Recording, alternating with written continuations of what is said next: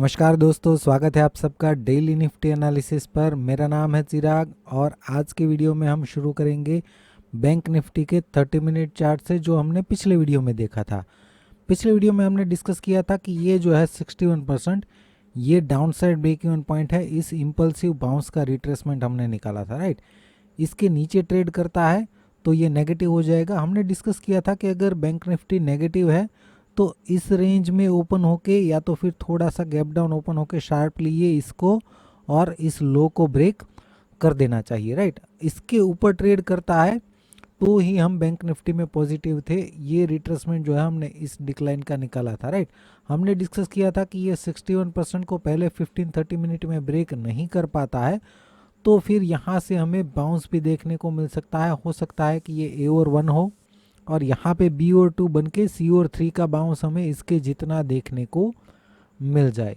Morning में ये slightly gap down open होके एक शार्प डिक्लाइन हमें देखने को मिला, 61% को भी ब्रेक कर दिया, राइट। लेकिन यहाँ से जो है एक फिर से शार्प रिकवरी हमें देखने को मिली। यहाँ पे अगर हम देखेंगे तो 1 आवर कैंडल जो है 61% के ऊपर क्लोज हो गया और उसके बाद ये पूरा दिन जो है पॉजिटिव ही ट्रेड करता रहा। अभी अगर हम बैंक निफ्टी का 2 आवर चार्ट देखें तो यहाँ पे हमें क्या लग रहा है, कोई चेंजेस नहीं है। यकीन मानिए यहाँ पे मुझे कुछ भी नया नहीं दिख रहा है। हालांकि यहाँ पे डिक्लाइन नहीं हो रहा है जैसा हम एक्सपेक्ट कर रहे हैं, उस तरीके से ये बिहेव नहीं कर रहा है, लेकिन ये उतना शार्प ऊपर भी नहीं जा रहा है, राइट। तो यहाँ पे कुछ समझ में नहीं आ रहा है। अगर ये सी और 3 का डिक्लाइन है तो जैसा हमने डिस्कस किया था बहुत टाइम पहले, ये जो डिक्लाइन इसने जितना टाइम लिया था उतना टाइम से ऑलरेडी ये ज़्यादा हो चुका है, राइट। इसके कैलकुलेशन के हिसाब से 12 तारीख के आसपास ये टारगेट अचीव हो जाना चाहिए था, लेकिन ये अभी भी अचीव नहीं हुआ है, राइट। तो यहाँ पे ये क्या पैटर्न हो सकती है, अभी हमें थोड़ा सा कन्फ्यूज़न हो चुका है। लेकिन ओवरऑल अगर हम देखें पैटर्न वाइज और कैलकुलेशन वाइज देखें तो ये ए और 1 और ये बी और 2, इसमें कोई डाउट नहीं है। सी और 3 का प्रोजेक्शन अभी भी अचीव नहीं हुआ है, उसमें भी कोई डाउट नहीं है। और यहाँ से लेके यहाँ तक का डिक्लाइन जो है वो एक इम्पल्सिव डिक्लाइन लग रहा है, उसमें भी कोई डाउट नहीं है, राइट। तो अब डाउट कहाँ पे हो सकता है, अगर ये इरेगुलर करेक्शन नहीं है और मान लीजिए कि इम्पल्स यहाँ पे कंप्लीट हुआ है तो हो सकता है कि ये ए बी और सी का बाउंस देने के बाद फिर ये डिक्लाइन करे। अभी भी मुझे ये नहीं लग रहा है कि ये यहाँ पे करेक्शन पूरा होने के बाद ये ए बी और सी ऐसे कंप्लीट करने के बाद ये 1 2 और यहाँ से 3 4 और 5 इसके ऊपर जाएगा, ऐसा अभी भी मुझे नहीं लग रहा है। अगर यहाँ से बाउंस होता भी है तब भी मैं इस रेंज में एक्सपेक्ट कर रहा हूँ कि रेजिस्टेंस ले सकता है और यहाँ से फिर से ये डिक्लाइन कर सकता है, राइट। तो यहाँ से अगर बाउंस करता है, इस रेंज में आता है तो यहाँ से पॉजिटिव तो हो गया, लेकिन इसका मतलब ये नहीं कि मैं ओवरऑल पॉजिटिव हूँ, इसके ऊपर देख रहा हूँ, ऐसा अभी भी मुझे नहीं लग रहा है। अगर यहाँ से बाउंस होता भी है तो इस रेंज में अभी भी ये रेजिस्टेंस ले सकता है। हाँ, हालांकि हमें इसका फ़ायदा नहीं मिलेगा। हम जो पोजीशन होल्ड कर रहे हैं वो तो अभी नुकसान में ही चल रहा है, क्योंकि यहाँ पे टाइम डीके का इश्यू चल रहा है। यहाँ पे 2-3 बार प्रॉफिट दिखाया, लेकिन यहाँ पे हमें उतना बेनिफिट नहीं मिला है और वो ट्रेड जो है अभी लॉस में चल रहा है, वहाँ पे टाइम डीके का इश्यू हो चुका है। तो अभी इसमें क्या कर सकते हैं, मैं पर्सनली जो है अभी भी मैंने होल्ड किया है। हो सकता है कि आज मैं एग्जिट कर दूं और दूसरे दिन जो है गैप डाउन ओपन होके शार्प डिक्लाइन दे दे। ये भी हो सकता है कि मैं एग्जिट ना करूं और दूसरे दिन बड़ा गैप अप होके इस रेंज में आ जाए, सभी पॉसिबिलिटी है, राइट। तो जो भी ट्रेडिंग डिसीजन लेना है वो आपको खुद से लेना है। जो भी हम एक्सपेक्ट कर रहे थे कि ये डिक्लाइन शार्पली हो जाना चाहिए, वो नहीं हो रहा है, राइट।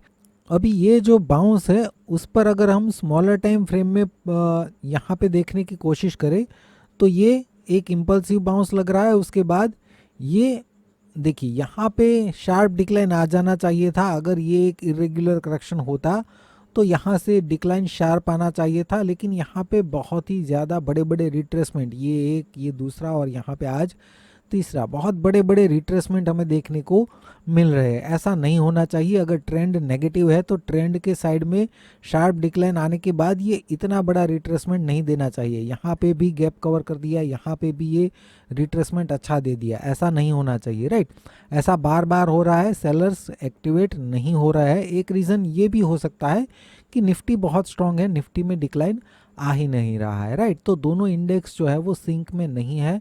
निफ्टी के जो कुछ स्टॉक्स है उसमें बहुत ही ज़्यादा पॉजिटिविटी है, तो उसके कारण निफ्टी जो है वो नहीं गिर रहा है। हालांकि बैंक निफ्टी जो है काफ़ी वीक लग रहा है कंपेयर टू निफ्टी, लेकिन ओवरऑल डिक्लाइन नहीं मिल रहा है।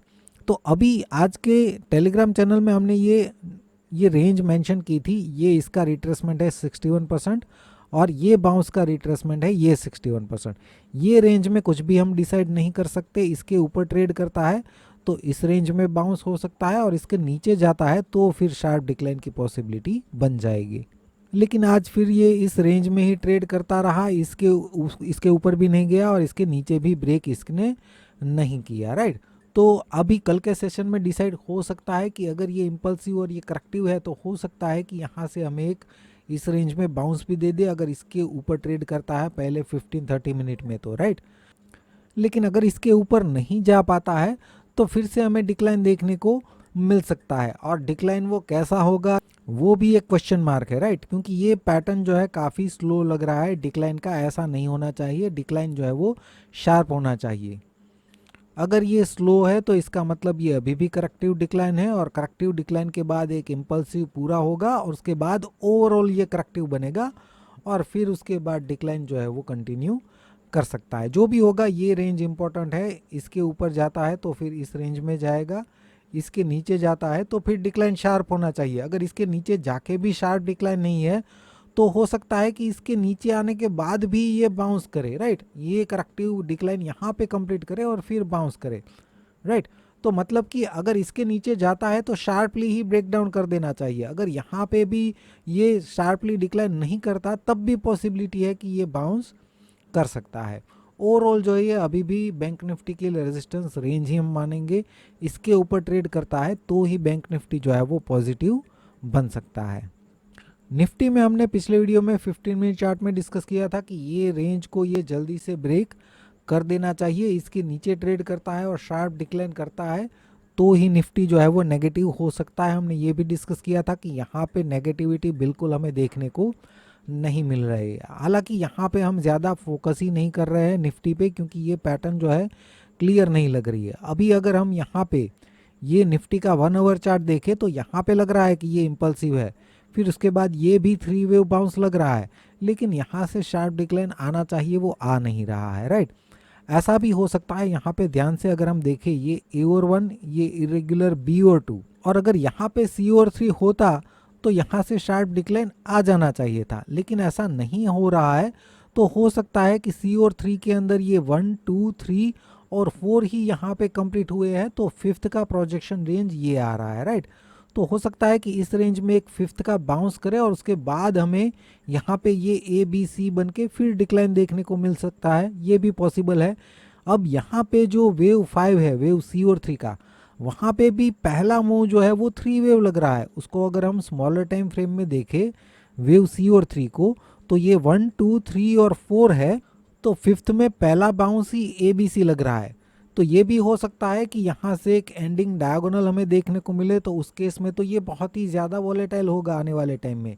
यहाँ पे ये सेकंड ABC, सॉरी ये थर्ड ABC, फिर फोर्थ ABC और फिर फिफ्थ ABC, इस तरीके से ये एंडिंग डायगोनल बना के फिर ये डिक्लाइन कर सकता है, या फिर कोई और पैटर्न एटलीस्ट ये रेंज में बाउंस करके फिफ्थ की कोई भी पैटर्न बना के फिर ये डिक्लाइन दे सकता है। ज़्यादा टाइम तक अगर इसके ऊपर ट्रेड करता है तो वो पॉजिटिव साइन बन जाएगी। वहाँ पे पैटर्न कैसा होगा वो भी ओवरऑल हमें देखना होगा। देखिए फ्रेंड्स, जैसी मुझे पैटर्न दिख रही है, वेव्स जिस तरीके से मैं आइडेंटिफाई कर पा रहा हूँ उस तरीके से मैं आपको अपडेट दे रहा हूँ। हो सकता है मैं गलत हूँ, ये मार्केट हमारे हिसाब से बिहेव नहीं कर रहा है, पॉसिबल है, लेकिन जो भी मुझे दिख रहा है वही मुझे बोलना पड़ेगा। मैं यहाँ पे किसी भी तरह का, अगर मार्केट नहीं गिर रहा है तो ज़बरदस्ती पॉजिटिव पैटर्न जो है वो आइडेंटिफाई करूँ, ऐसा मुझे नहीं लगता कि वो वैलिड होगा, राइट। तो मुझे अगर नेगेटिव दिख रहा है, भले ही नेगेटिव नहीं हो रहा है लेकिन दिख रहा है, तो मैं उसके हिसाब से ही आपको सजेस्ट करूंगा, राइट। बाकी ट्रेड प्लान जो है आपके हिसाब से कीजिए। ट्रेडिंग के लिए सबको बेस्ट ऑफ लक। वीडियो देखने के लिए आपका बहुत बहुत शुक्रिया, धन्यवाद।